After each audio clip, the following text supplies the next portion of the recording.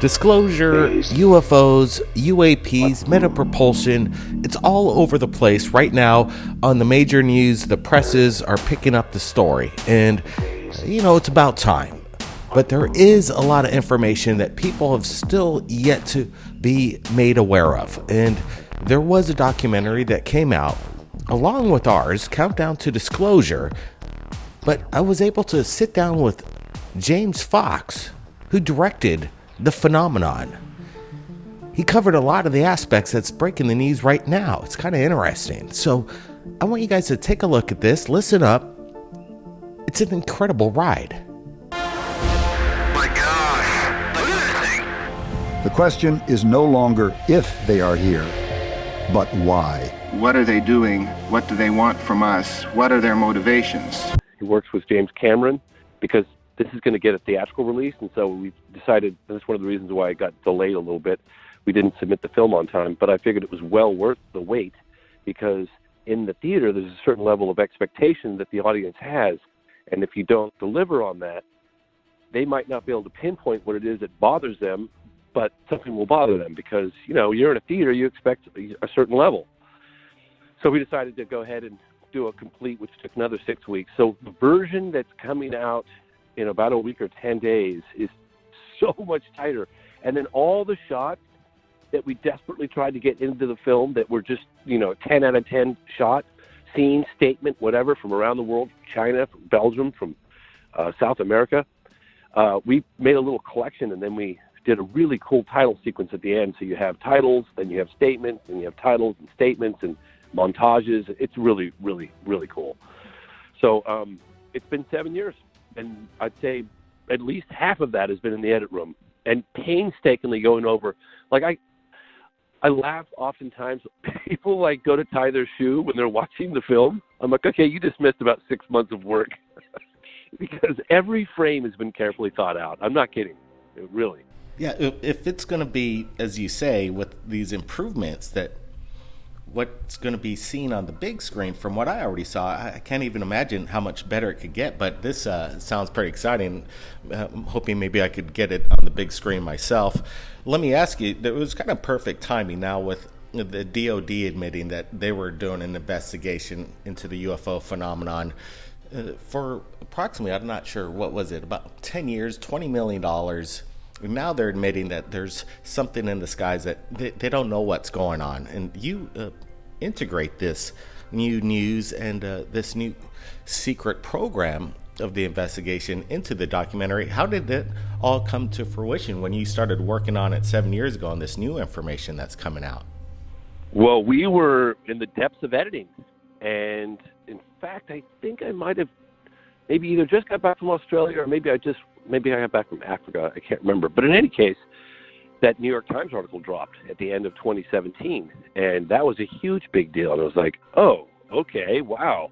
I had a kind of a feeling that something good was going to happen before the end of this film. But I didn't think it was going to be this good. So I had to go back to the investors and say, guys, we got to take another year. We got to document this whole development.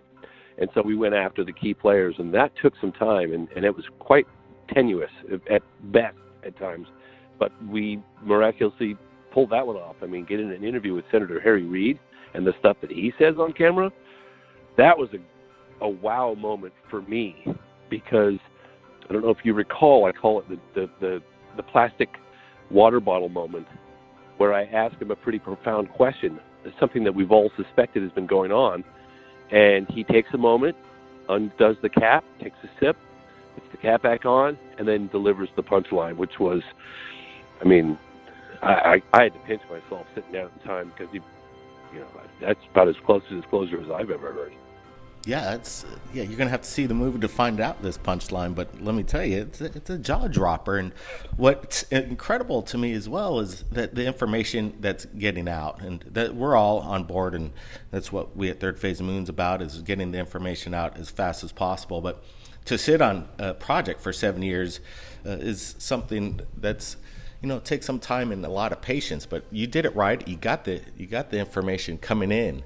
Have you got any kind of, pushback, any kind of warnings not to come out with this documentary? No, we know that we're stepping on some pretty big toes. I know that Senator Harry Reid got a lot of pushback from the intelligence communities when he wanted to launch ATIP and put some funding into the whole phenomenon. But we have some pretty significant people behind us on this film, so I feel kind of a lot more comfortable, at ease about it all. And I think there's a certain level of participation that's happening for whatever reason. One could speculate. I think there's a handful of people that think that it's time for this reality to come out. It seems to be coming out. And like I said, the stars aligned, and we got unprecedented level of participation at all government and military people. And, now we're getting a theatrical release, which is just, it's been a lifelong dream of mine. I tried with the last 4 documentaries on the topic to do this, and looks like we finally succeeded. Well, let me tell you, getting to the big screen's no easy feat. We did it last year, and the DCP process, the VPF fees, and the whole aspect of it is monstrous. Just even try and comprehend getting the film into the big screen. But congrats on that, and I'm sure these improvements are going to make it incredible. I want to thank everybody for joining us tonight. It's been incredible to have James Fox on, and if you haven't watched The Phenomenon, it's out right now. And check out our follow-up, Countdown to Disclosure, the secret technology behind the Space Force. They're all blowing up on Amazon. They're being downloaded quite a bit because, like I said, it's over the headlines. This UFO topic, it's off the hook. The 60 Minutes is coming out tomorrow. We're going to see what they say. I imagine it's going to be old footage. They're not going to bring anything new to the table. The major media is not bringing much by any means. There was this footage that was talked about just yesterday. It is compelling, I'd have to admit. Hopefully we could get in touch with the people involved at the USS Omaha and gain some interviews from the people that witnessed this.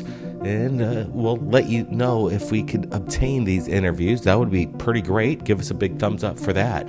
And to support the channel, we came out with this apparel. The Third Phase of Moon store is open, the merch store. You could get your tank tops, you could get your hoodies, the buckle up, the behind the veil. It's all there.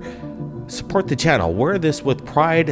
And if you pick up the merch, take a picture of yourself, send it to us at Third Phase of Moon. We'd love to share it, and we're also loving to share your UFO sightings coming in from around the world. My email is in the description. Upload your video to YouTube, copy, paste that link, send it to me. We'd love to see it. Everybody be safe, keep your eyes on the skies. Appreciate it. And I want to give a big shout out to Wreaking Havoc 215. He had an incredible interview with Dark Hour Paranormal on his channel. A really great show. Appreciate it. We'll see everybody next time.